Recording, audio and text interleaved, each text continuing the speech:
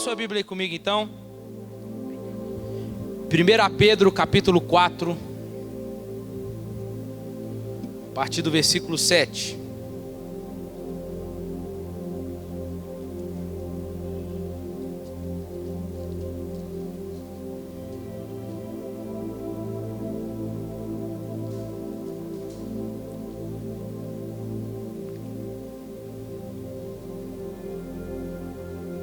Quem encontrou? Célula.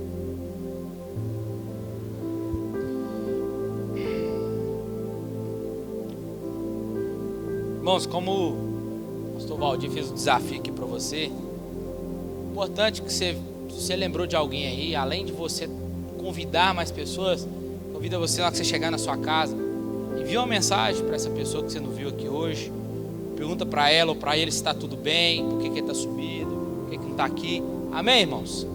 Isso é se importar com os nossos irmãos, tá? Faça isso, eles vão se sentir ainda mais amados, tá bom? Porque senão, irmãos, o que mais eu ouço como pastor muitas das vezes é: ah, pastor, lá na igreja é só o senhor que se importa comigo, ninguém manda mensagem para mim, ninguém fala nada. Não, não é assim, aí a gente contorna. Então, irmãos, faça isso, manda uma mensagem, pergunta se está tudo bem, por que não foi ao culto. Amém? Isso é importante, é se importar, isso é ser igreja. Quem encontrou? Então, vamos lá. Ora, já está próximo o fim de todas as coisas. Portanto, sede sóbrios e vigiai em oração. Tende antes de tudo ardente amor um para com os outros, porque o amor cobre uma multidão de pecados. Sede hospitaleiros um para com os outros sem murmuração. Servi uns aos outros conforme o dom que cada um recebeu, como bons dispenseiros da multiforme graça de Deus. Se alguém fala, fale segundo as palavras de Deus. Se alguém ministra, ministre segundo a força que Deus dá, para que em tudo Deus seja glorificado por meio de Jesus Cristo. A Ele pertence a glória, o domínio para todos sempre. Amém.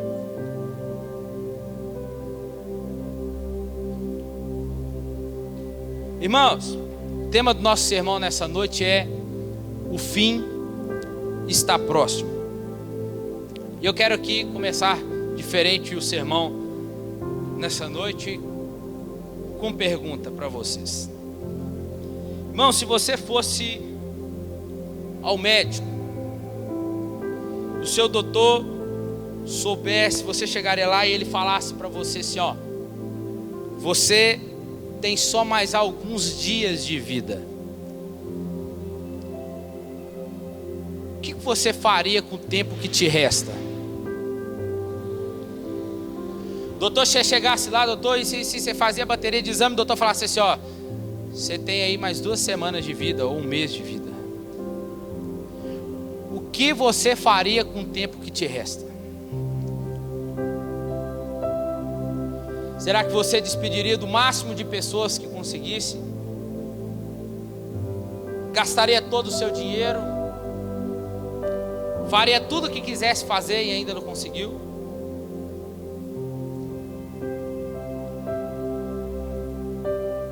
O que você faria?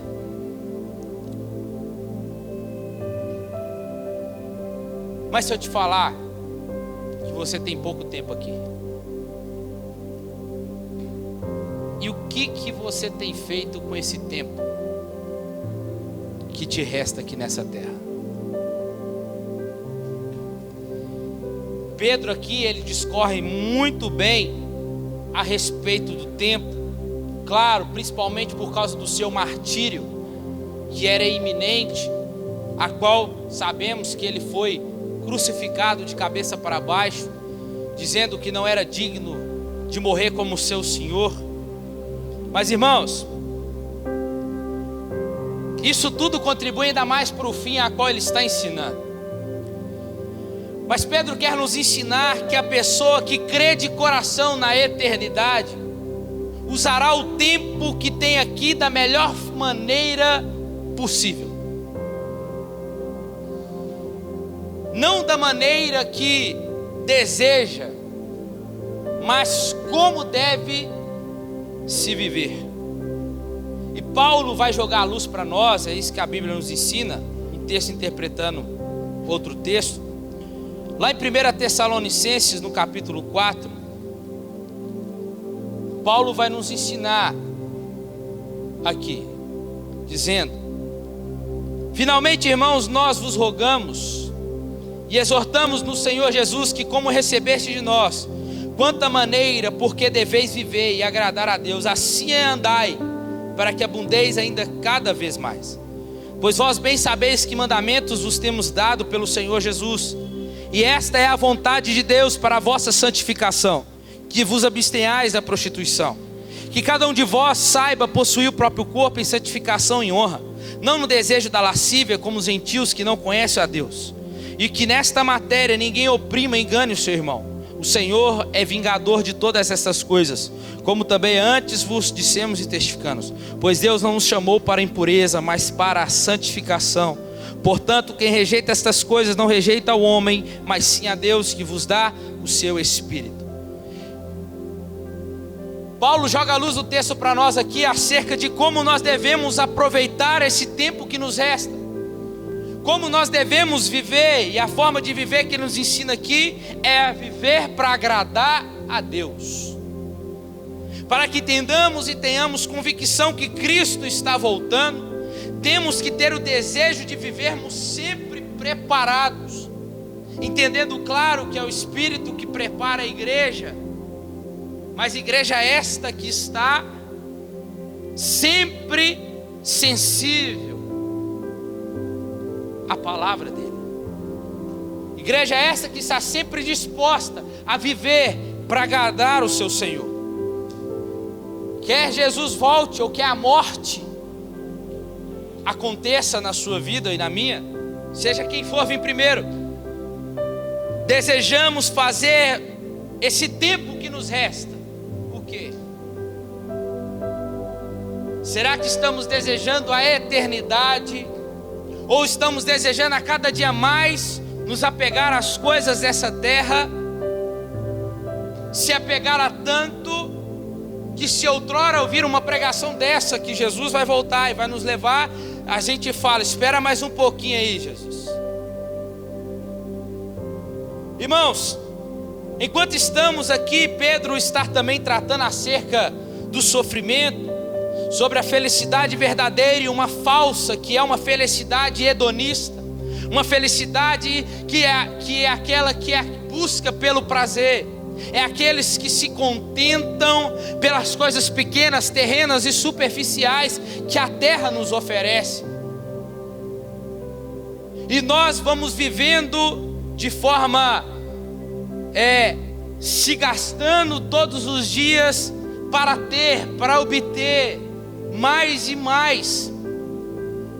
E vivemos dentro dessa realidade que ele está dizendo aqui, uma felicidade hedonista, porque aquilo que eu busco ter é aquilo que vai me dando prazer, é aquilo que está me dando alegria. Então eu não quero deixar essas coisas aqui.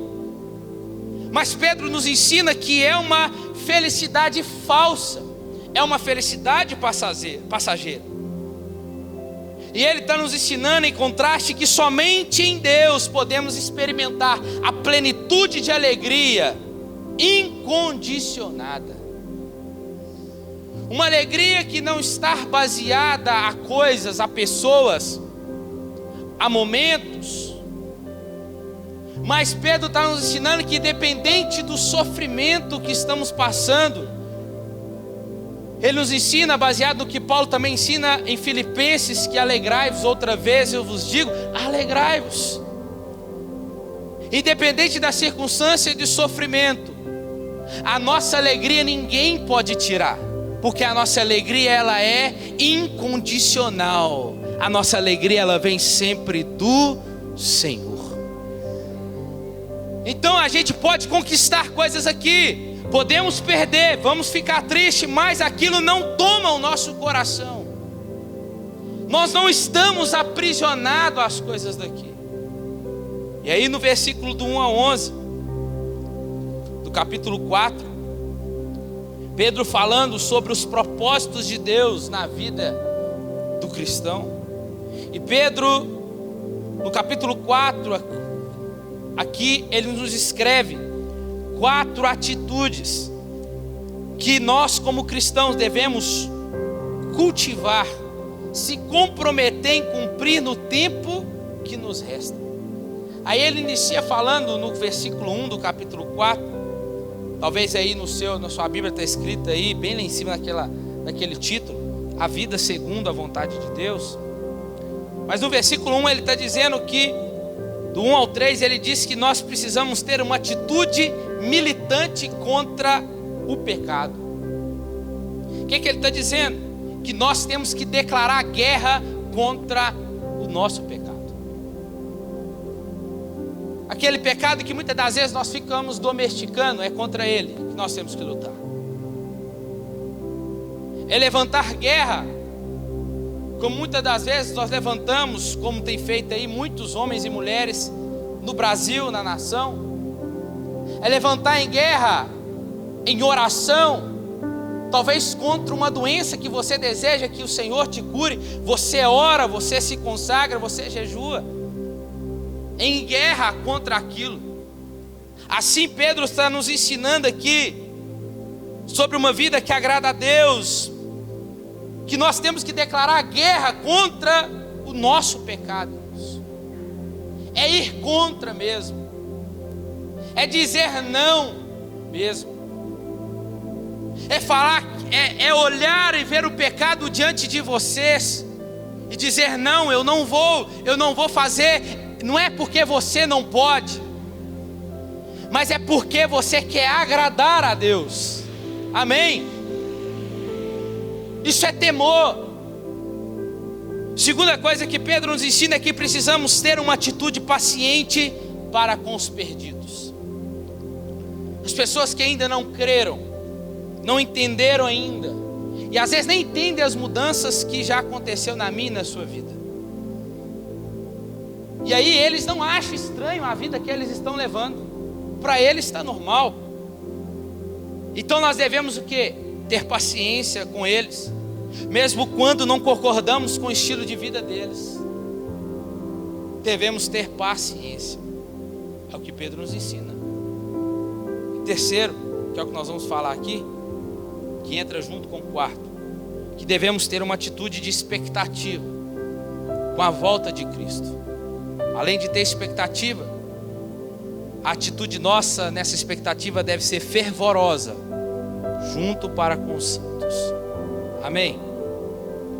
Então nós vamos ver Pedro falando aqui, dentro de uma perspectiva do Novo Testamento, que todo esse período entre a ressurreição de Cristo e a sua segunda vinda é vista já como os últimos dias. Quando Cristo ressuscitou, já inicia ali os últimos dias da igreja. Os irmãos da igreja primitiva esperavam que Jesus voltasse no tempo deles. Romanos capítulo 13, versículo 12 diz: a noite já passou e o dia da sua volta estará aqui logo. Portanto, deixe as más obras das trevas e visto a armadura de uma vida direita, como devemos fazer os que vivemos na luz do dia.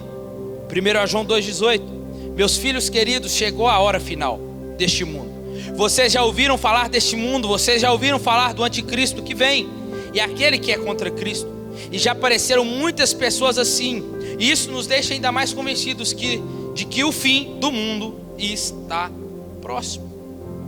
Então, se no tempo de Pedro, no tempo de Paulo, no tempo de João, eles já falavam sobre os últimos dias, que é chegado.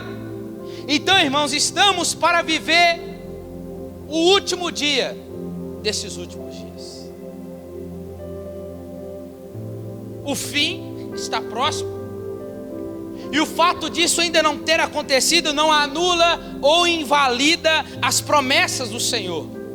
Como em 2 Pedro capítulo 3, que diz assim: sabei primeiro que nos últimos dias virão escarnecedores andando segundo as suas próprias concupiscências, e dizendo: onde está a promessa da sua vinda?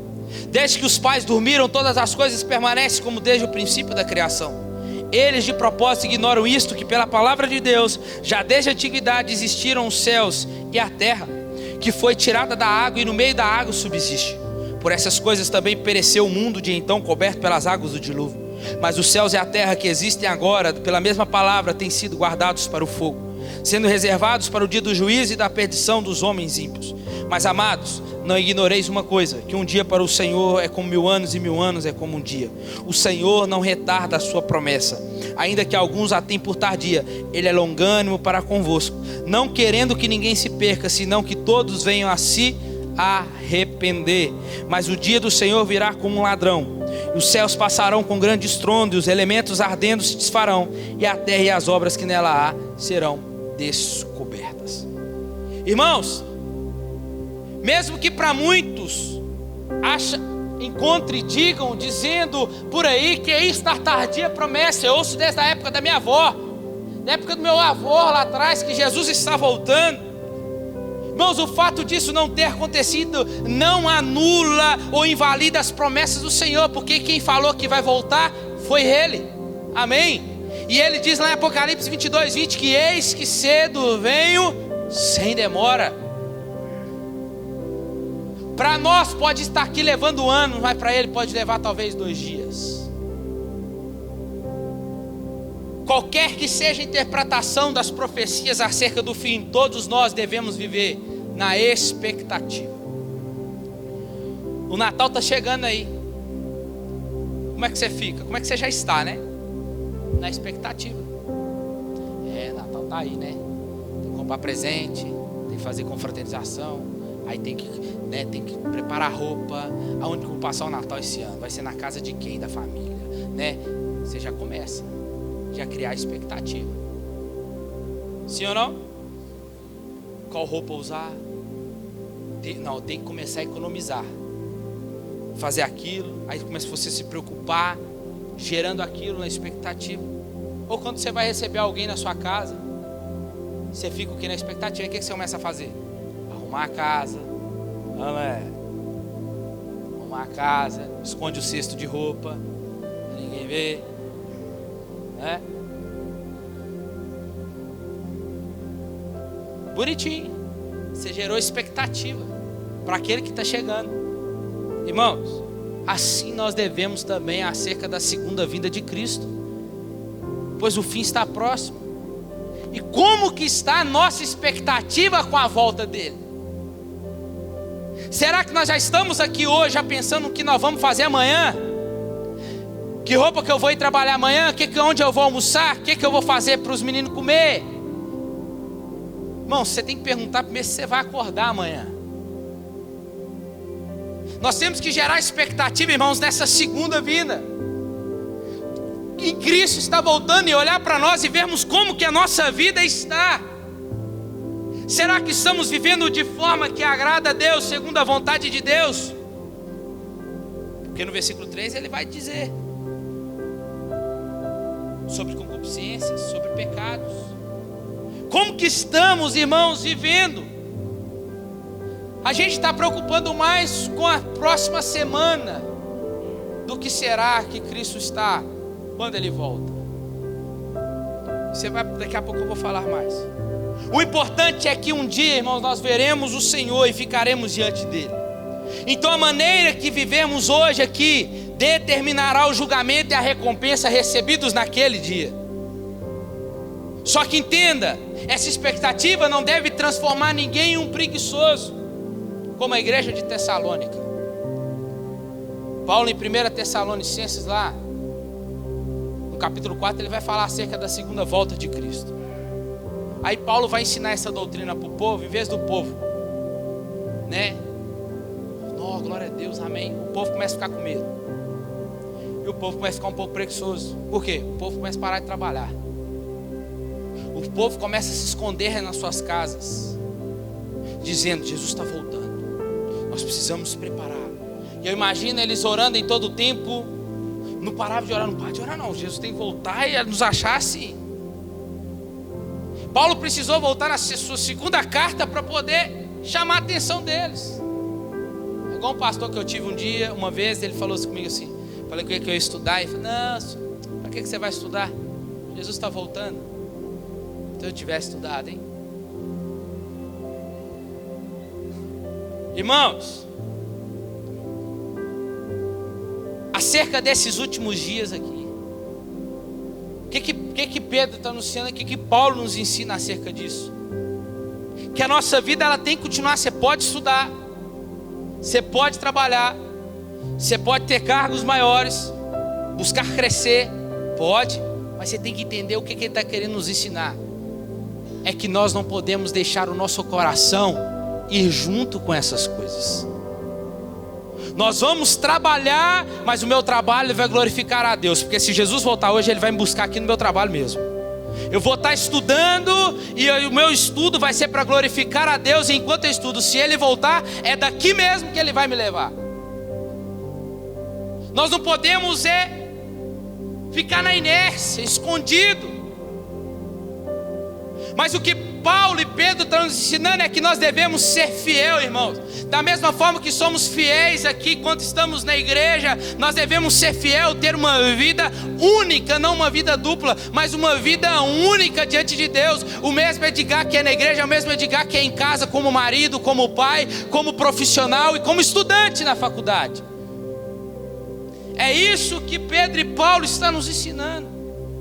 É essa expectativa que temos que gerar, irmãos.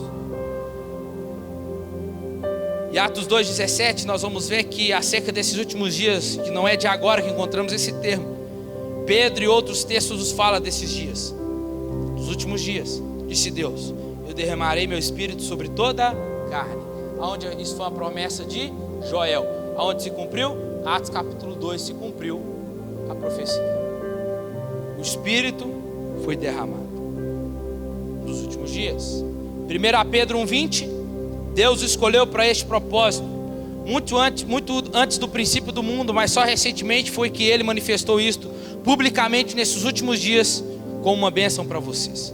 1 Timóteo 4,1: entretanto, o Espírito Santo nos diz claramente que nos últimos tempos alguns da igreja se desviarão de Cristo e se tornarão zelosos seguidores de mestres com ideias de inspiração diabólica. Está acontecendo isso ou não, irmãos? Sim ou não? Só que Paulo falou há anos atrás. E nós estamos vendo isso ainda mais em massa agora. Estamos vivendo nos nossos últimos dias. E o último dia desses últimos dias está chegando. Nós estamos no mês de novembro, não é? E o mês de novembro vai até dia 30. É isso ou 31? 30. Vai até dia 30. O mês de novembro está aí. É como se o último dia do mês de novembro Cristo voltar. Estamos vivendo os últimos dias, mas o último dia está chegando. E a questão dos últimos dias, acerca desse sofrimento que Pedro vai nos trazer aqui também, e esse sofrimento que ele nos traz aqui durante o capítulo 4, o sofrimento que passamos nessa vida, não pode nos fazer regressar, irmãos. Não pode nos fazer as tribulações, as tempestades que nos afetam muitas das vezes. Não pode nos fazer regressar. Mas esse sofrimento, Pedro está nos ensinando que tem que ser um combustível, uma motivação para sabermos aguardar a segunda vinda de Cristo. Pedro inicia dizendo: é o fim de todas as coisas. Imagina nós ouvindo Pedro dizendo sobre isso. Que peso seria, sim ou não? Mas eu estou aqui nessa noite para dizer, séculos depois, que é chegado o fim de todas as coisas. Para os cristãos, naquela época, que vivia na ponta dos pés, aguardando o retorno do grande rei e a transição do reino da graça para o reino da glória. E nós temos que entender aqui que será um novo começo, e podemos pensar que para esse novo começo, para esse novo tempo, o cristão ele tem que se desfazer de qualquer obstáculo que seja oposição, ou que seja que possa impedir eles de prosseguir. O futuro chegou. Hoje, o fim estar muito mais próximo do que no tempo de Pedro no passado. O dia final se aproxima. Esse era o entendimento dos escritores bíblicos. Pois o intervalo entre a primeira e a segunda de Cristo é o tempo do fim. Então, ao longo da história do cristianismo, essa perspectiva do viver no tempo do fim, de estar às portas para uma grande virada histórica, a nossa característica está em desfrutar, irmãos, antecipadamente dessa vida futura. Porque Jesus mesmo disse que o reino de Deus já está entre vós.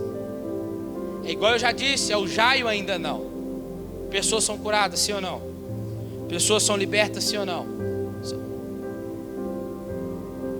Pessoas não são curadas. Pessoas ainda não foram libertas. Pessoas talvez não vão ser. Mas escuta, o reino já chegou, mas ainda não em plenitude ainda. Mas o que Pedro está ensinando é que nós podemos já começar a desfrutar desse reino que já chegou. Nós podemos desfrutar, irmãos. Ou seja, ter a capacidade de viver a vida presente sobre um olhar no futuro. Esse desejo que muitas das vezes nós temos de querer o céu, você acha que vem de quem? Você acha que vem de quem? Do Espírito Santo, que vai gerando isso em nosso coração. Precisamos, o que Pedro nos ensina, que nós precisamos de duas coisas: ser sóbrios e vigiar em oração. A oração é sede de Deus. Portanto, criteriosos, sóbrios, significa ser sede comedidos, tendo sempre clareza, estabilidade mental. E a oração aqui que Pedro nos ensina não é uma oração passiva, é uma oração ativa. É você orando com propósito. É você orando especificamente por algo.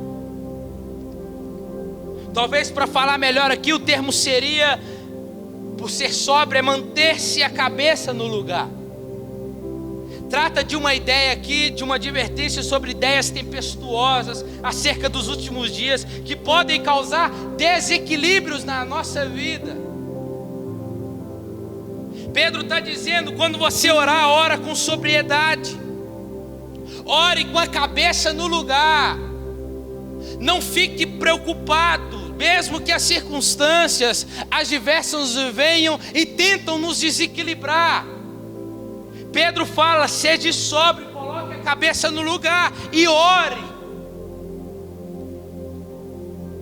Ser sóbrio é ser intelectualmente sensato. E não deixaremos ser levados por qualquer outro tipo de interpretação que vier acerca disso. Podem marcar datas acerca da volta de Cristo, mas você não vai ficar desequilibrado, irmãos. Pode acontecer o resultado das eleições que aconteceu, independente se teve fraude ou não, irmão. Você tem que entender que a sua preocupação não pode vir das coisas desse mundo. Isso não pode desequilibrar a vida do crente. Sabe o que tem que fazer? É nos fazer voltar para o nosso lugar de posição correta. É qual? De oração. É você ficar inconformado com o que está acontecendo. Você se volta para o seu lugar. Qual lugar? De manter a cabeça no lugar e orar. Esse é o nosso papel, irmãos, de cristão. Porque as orações, irmãos, para que as orações não se tornem confusas, porque uma oração confusa indica uma mente confusa. Então é ser calmo, é sereno de espírito, a fim de se dedicarem à oração, não ficar desequilibrado. Muitos de nós ficamos tristes depois de domingo. Mas a gente tem que entender o que Paulo diz lá em Filipenses capítulo 3, versículo 21, dizendo que a nossa pátria não está aqui, a nossa pátria está nos céus, de onde nós esperamos o nosso Salvador. E é aí que nós temos que lembrar, irmãos, e se voltar para o Senhor.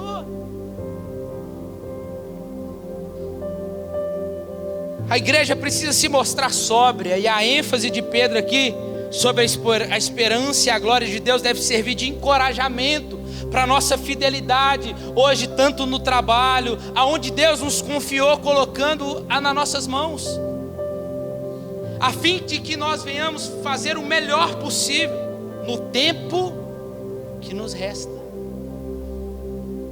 Você não sabe quanto tempo te resta. Eu não sei. Mas como estamos vivendo?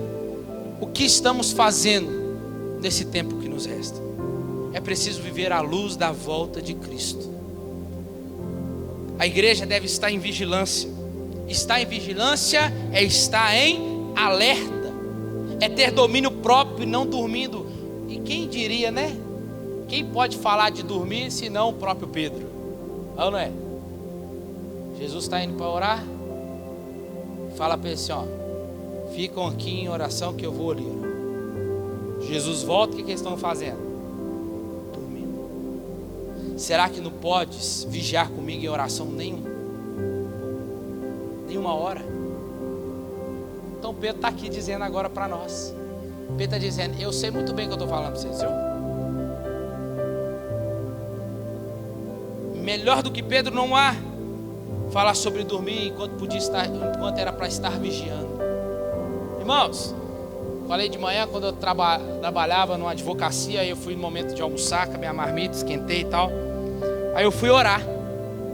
Na hora que eu fui orar, na hora que eu abri o olho, cadê minha carne? E a menina era crente também, falou comigo assim: Jesus mandou orar e vigiar.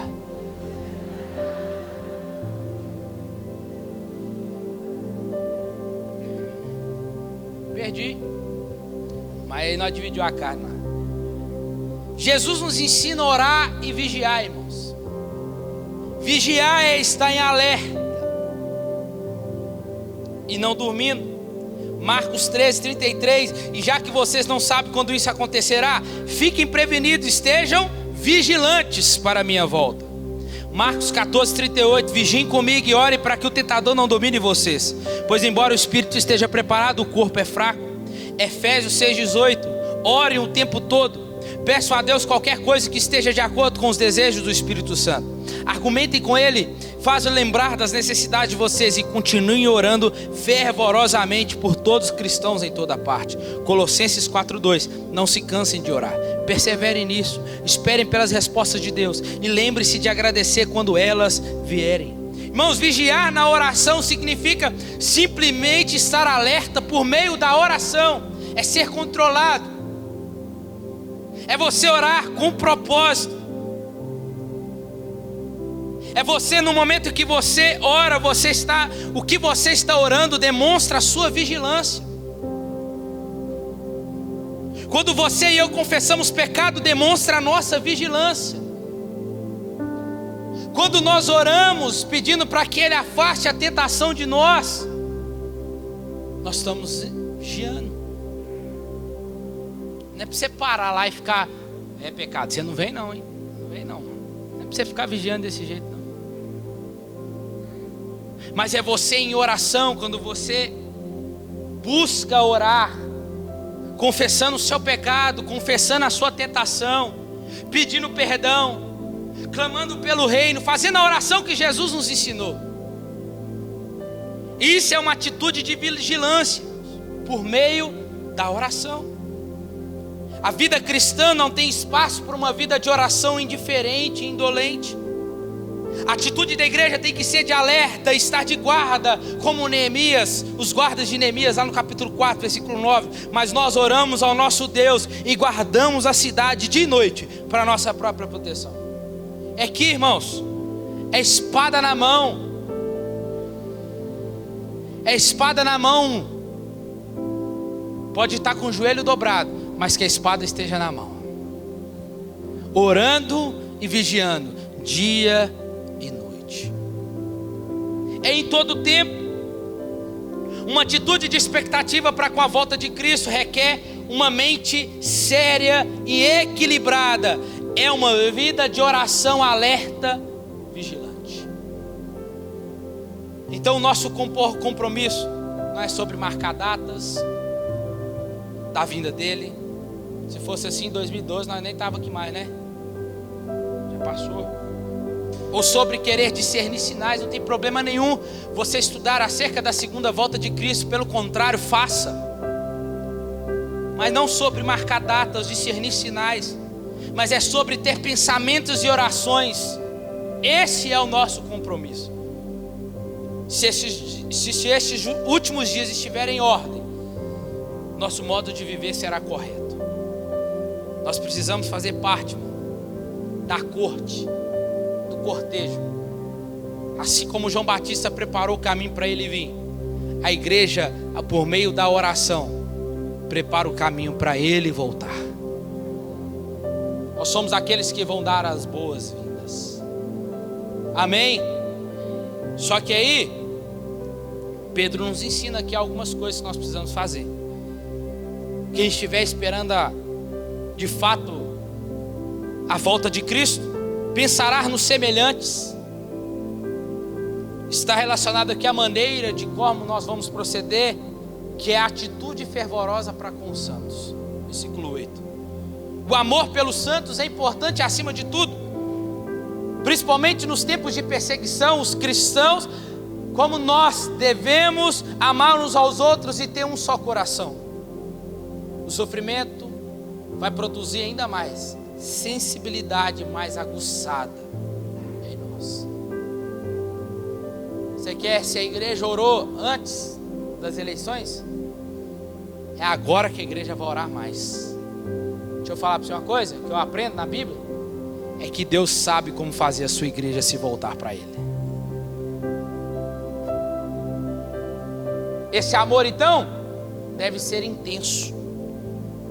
Eu devo me esforçar e tratar os outros como Deus nos trata. Tem hora que dá vontade, né, de dar umas pauladas, não dá não.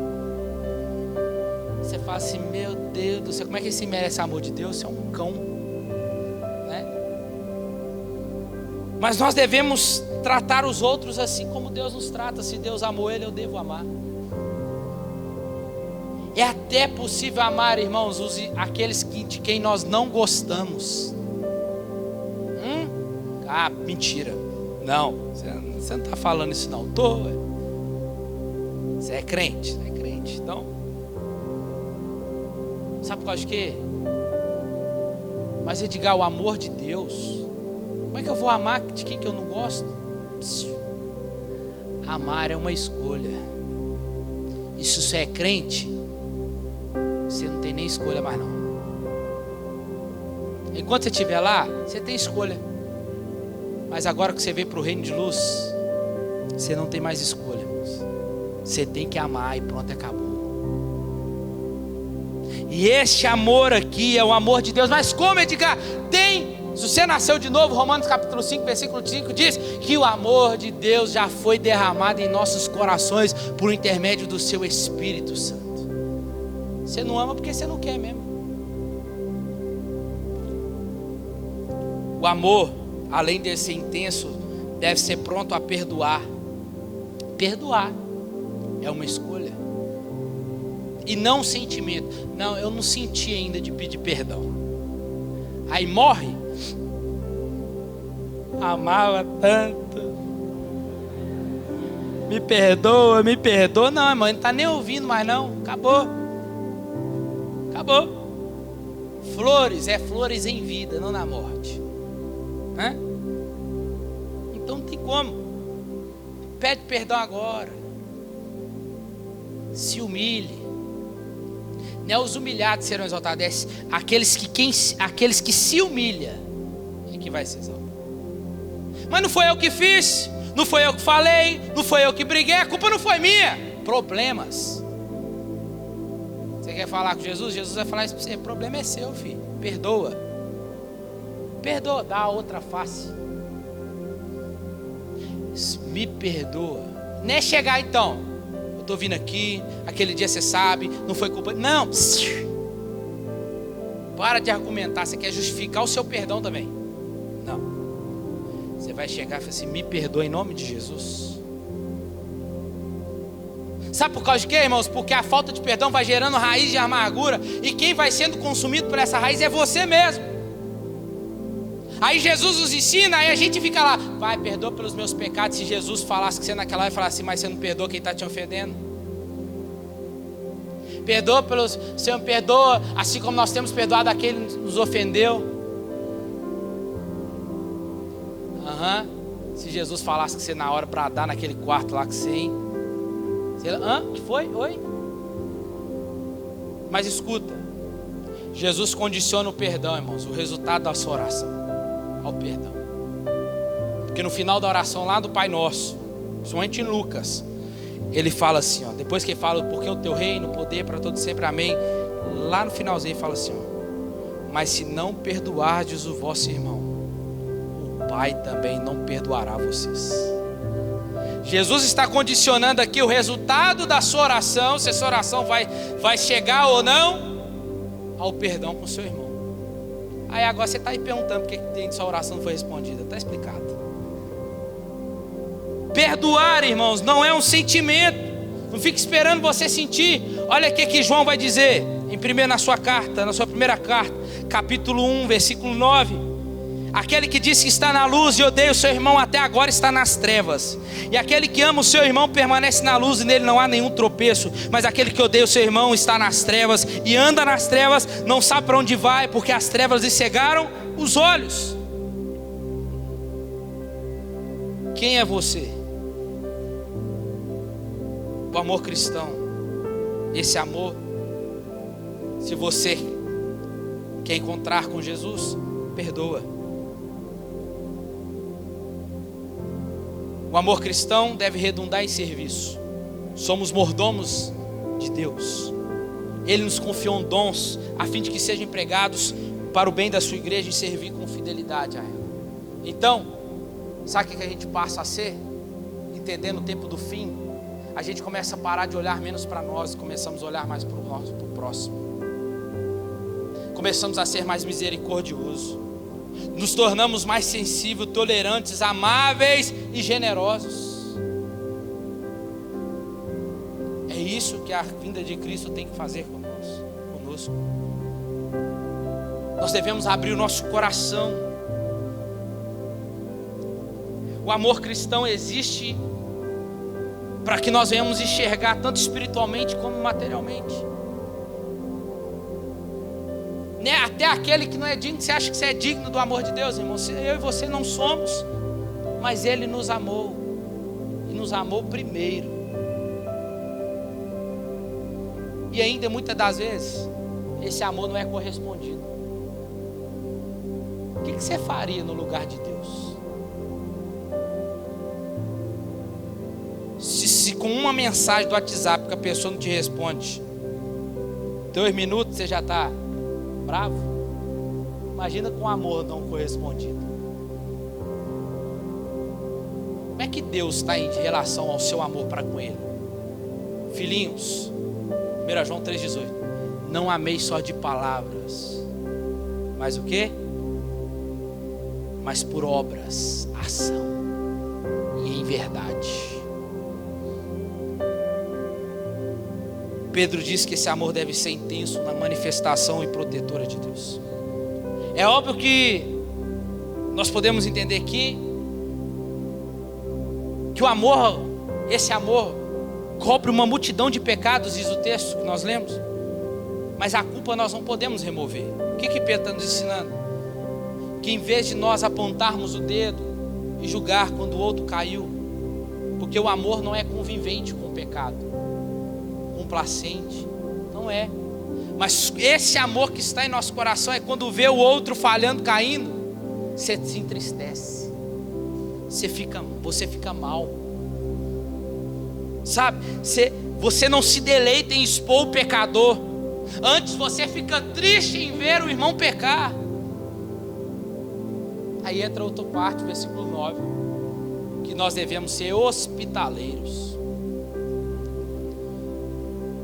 Do grego aqui é ser amigo dos estranhos. É ser amigo de quem que você não gosta, mesmo que você nunca conheceu, você já teve um pré-conceito dele ou dela. E fulano, não gosto dele não.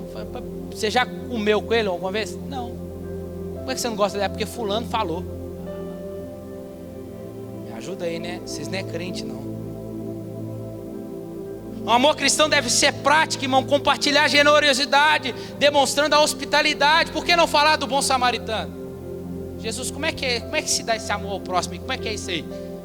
Aí Jesus falou assim: um homem pelo caminho, um judeu, Lucas capítulo 13, está descendo, um judeu. Jesus é muito esperto, né, irmão? Jesus é maravilhoso, fenomenológico. Está descendo um judeu.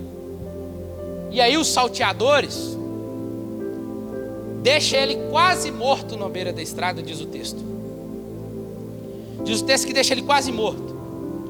E aí passa o sacerdote, mas passa de largo, não quer nem saber. Olhou, deve estar morto. Status, levita, olhou e está morto, embora. Mas aí Jesus faz questão de falar, aí vem um samaritano. Bom samaritano. Chega, olha, e aí diz o texto que ele chega perto. E o texto fala assim, viu que ele estava quase morto. Como é que ele percebeu que estava quase morto? Porque ele chegou perto.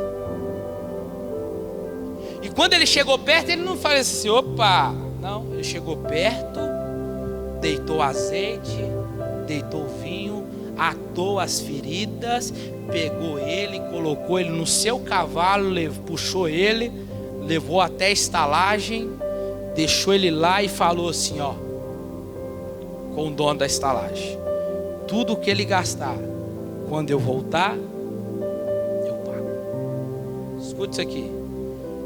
Jesus faz questão de falar do judeu samaritano, que eles não se davam. Jesus coloca um samaritano cuidando de um judeu. Deixa eu te perguntar, deixa eu falar para você uma coisa. Quando Jesus voltar, ele não vai querer saber quantos carros você seguiu, se você deixou uma dívida, se você não deixou, se você tinha um bom nome. Jesus não vai querer saber em si, isso aí é dever de cristão aqui nessa terra que você tem que ter, isso é um fato. Mas quando ele voltar, ele não vai querer saber quantas casas você comprou, quantos diplomas você conquistou. Quando Jesus voltar, ele vai querer saber o que você fez com aquele vizinho que ele colocou lá do seu lado. Ele vai querer saber o que você fez acerca dele com aquele rapaz que está sentado lá no seu trabalho, do seu lado, na mesa do seu lado, que você nunca até hoje falou de evangelho para ele. É disso que o bom samaritano se chama Jesus. Isso é ser hospitaleiro, é ser amor com estranhos. O amor cristão deve ser prático. A hospitalidade é fruto do amor, é uma verdade de situações que necessitam e pode estar sendo considerada aqui, com os desabrigados, com a perseguição que pode vir, os cristãos que viajam, os missionários. O cristão, irmãos, você tem que entender que o cristão, ele não só abre o coração, mas ele também abre a sua casa. Versículo 10, para a gente ir terminando. O cristão, ele abre a sua casa, mas ele, além de ter o coração aberto, a casa aberta, ele tem as mãos abertas para servir. O que Pedro está nos ensinando aqui, irmãos? Sobre desapego. Pedro está nos ensinando sobre o desapego das coisas dessa terra, irmãos. Para que a nossa expectativa seja sempre na volta de Cristo. Que nós venhamos parar de olhar mais para nós e olhar mais para o próximo. Porque os dois mandamentos são estes: amar o Senhor sobre todas as coisas, com todas as suas forças, com toda a sua alma, com todo o entendimento, e ao próximo como a ti mesmo.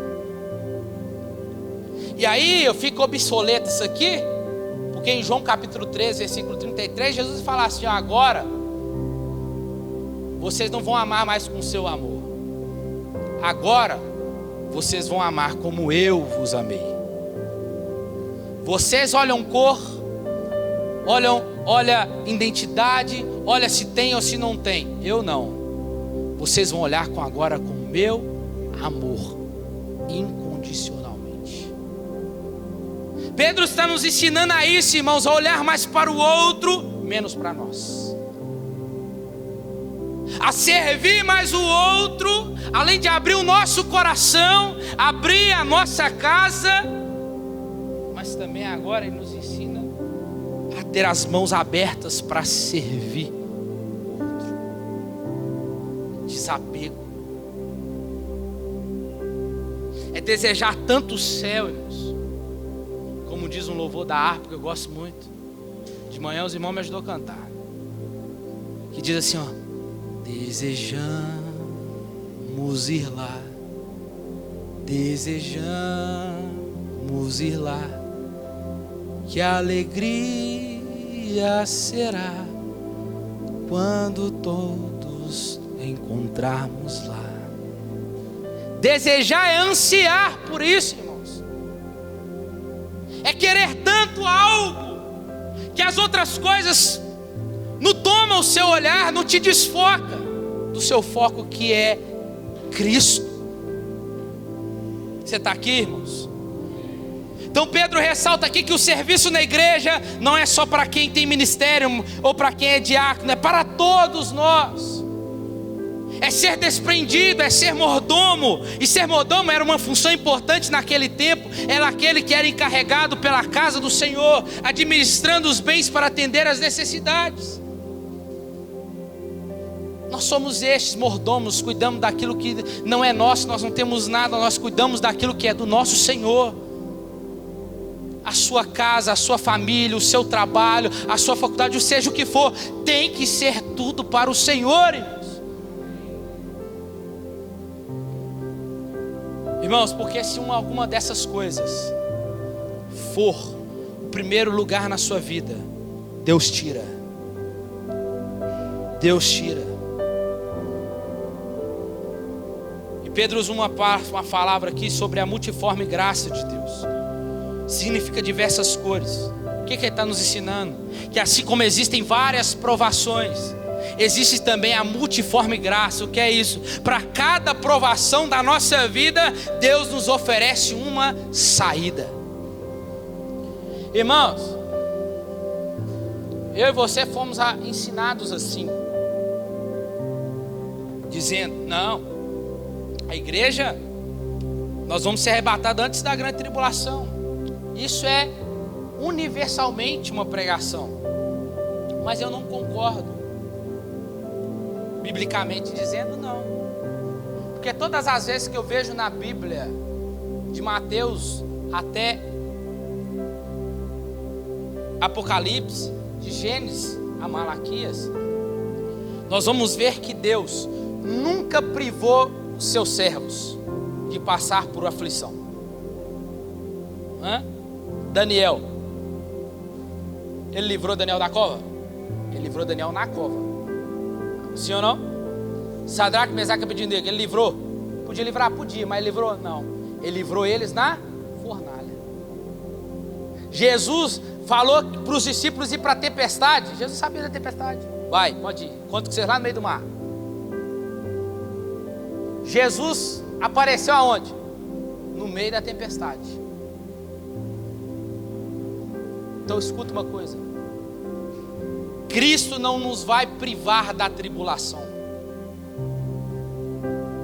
A igreja vai adentrar a grande tribulação, mas Cristo, como eu aprendo na Bíblia, Cristo guardará a sua igreja no meio da grande tribulação. Tem alguém que é igreja aqui? Ele vai guardar os seus, irmão. Então tem que preocupar, não fica desequilibrado por causa disso. O que é dele, ele sabe quem são os seus, e os seus ele guardará, irmãos, e ele vai nos tirar no meio da grande tribulação. E por último, versículo 11: o cristão, além de ter o coração aberto, a casa aberta, as mãos abertas para servir, deve ter os lábios abertos também. Pastor Mar sempre fala assim que a última evidência da volta de Cristo, quando ele fala que nos últimos dias, quando ele vier, os sinais dele, não será somente o que a gente tem visto aí, não, mas o principal deles é qual? Quando o evangelho for pregado em todo o mundo, aí virá o fim. Os nossos lábios precisam estar abertos. Se nós queremos Cristo voltando, temos que pregar. Todos os cristãos que falam a palavra de Deus devem ter cuidado com o que dizem, como dizem, e com isso antes de tudo, porque devem se sujeitar a essa palavra. Deve falar não o que pensa, mas de acordo com os oráculos de Deus, disse o 11 aqui. De acordo com as escrituras, nada mais. Não é sobre o que você pensa, sobre a sua opinião, mas o que a escritura diz. Devemos ensinar todo o corpo acerca da verdade divina, conforme está revelado aqui. E devemos depender de Deus, irmãos, e falar com sobriedade, com autoridade, porque aquele que não ordena santidade, prática aos crentes, não fala como o oráculo de Deus. O cristão não gera a mensagem, ele a transmite. O pregador é aquele que primeiramente escuta a Deus e depois fala aos homens. E se alguém administrar desprezo, administre segundo o poder que Deus vos dá. Qualquer que seja o serviço, ele deve ser realizado, lembrando que tudo vem de Deus. É a bondade de Deus que supre a sabedoria da mente, dá força no corpo aos recursos materiais. Sempre, irmão, que um homem consagra-se a si mesmo, e tudo que é seu consagra ao Senhor, Deus é glorificado por meio de Cristo. Visto que a finalidade principal do homem é glorificar a Deus e gozá-lo dele para sempre, a quem pertence a glória e o poder para todo sempre. Finalmente, Pedro diz que tanto aqueles que servem à mesa, no servir, quanto a diaconia da palavra, no falar, tem um único propósito: que Deus seja glorificado. Consequentemente, aqueles que pregam buscando glória para si mesmo estão em total desacordo com o ensino do apóstolo Pedro. O fim, irmãos, está próximo. Que venhamos ser mais criteriosos na nossa vida, sermos mais sóbrios na nossa vida cristã e ao nosso próximo. Irmãos, imagina aqui agora comigo. Estou terminando, tá? Você vai pegar um voo. Imagina que você vai para fora do país. Pensa aí no país que você quer muito conhecer. Paris, Londres, seja qual for.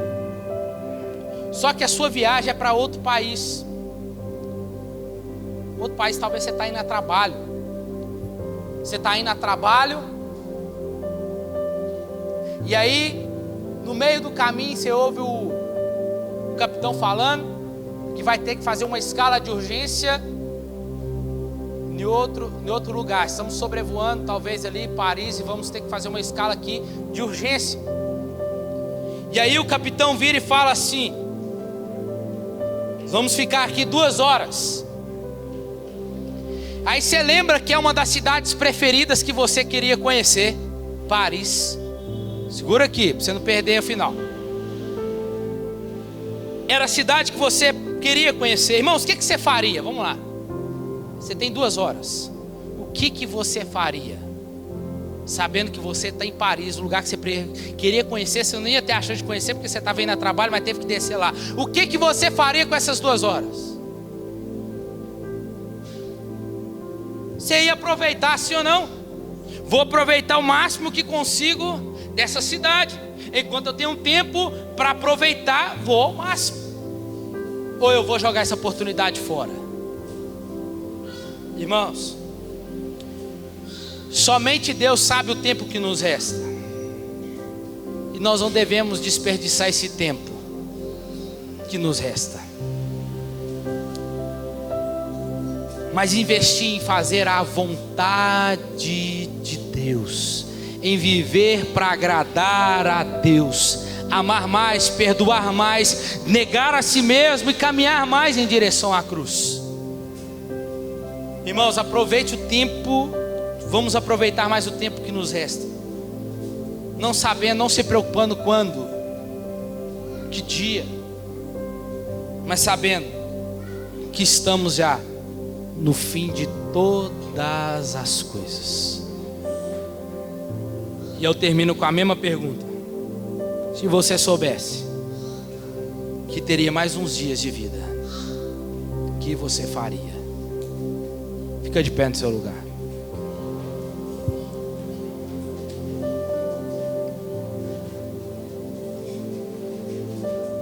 Coloque a mão no seu coração aí, meu.